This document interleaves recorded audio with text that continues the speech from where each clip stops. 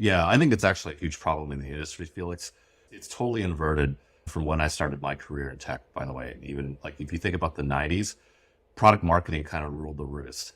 Product marketing was, let's take Microsoft, for example, how like Windows 95 or Windows 3.1 came to bear, or some of the other things like Microsoft and Carter, whatever the innovations in Microsoft in the early 90s were very product marketing led. That's understanding the market and what the market needs.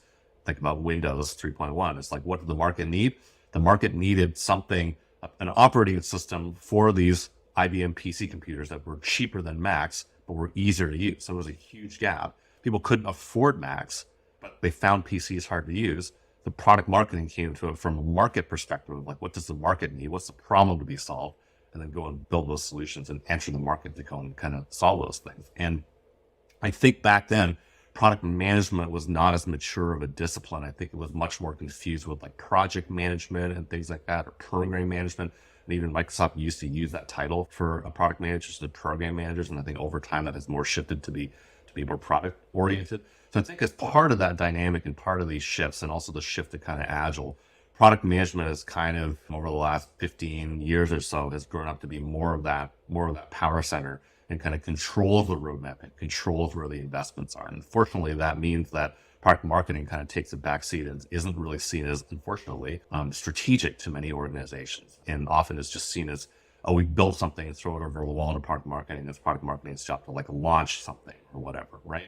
As opposed to how I think about product marketing, which is if they're your strategic partner and making sure that also product management isn't only thinking about just building things, because building things is really expensive, right? We all know how much software engineers cost. Even a team of 100 engineers, that's really expensive. And there's many ways to kind of address a problem, again, if you're problem oriented, without having to write code. And that could be partnerships, that could be changing your brand, that could be any other elements of go-to-market, that could be orchestrating how your sales team is going and selling the product. So those are the kinds of things that product marketing brings to the table, that wider lens about what you actually need to do.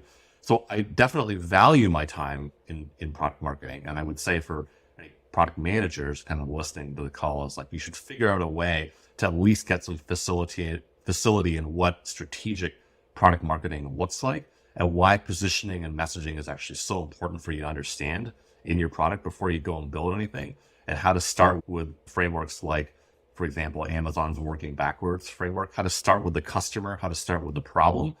Because especially, I see a lot of sometimes engineers coming up through the ranks and moving into product management, and they're focusing solely on like features and functions, and that turns into like this kind of like better mousetrap thing, right? Oh, we invented this thing. By the way, I think AI is full of this now. Unfortunately, right now, there is some utility to AI, but there's so much of the AI is like, I have this cool algorithm, this cool LLM. What am I going to go and apply it to? It's now a solution in search of a problem. And so the product marketing skills and that discipline helps you to make sure and ground yourself to make sure you're not just running around writing code because it's cool, or because there's some newfangled thing like AI or these LLMs and ChatGPT, whatever, that you could make use of. What's the actual customer problem and pain point that they're solving? And then you get to, how can I maybe apply some of this technology like AI to solve some of those problems?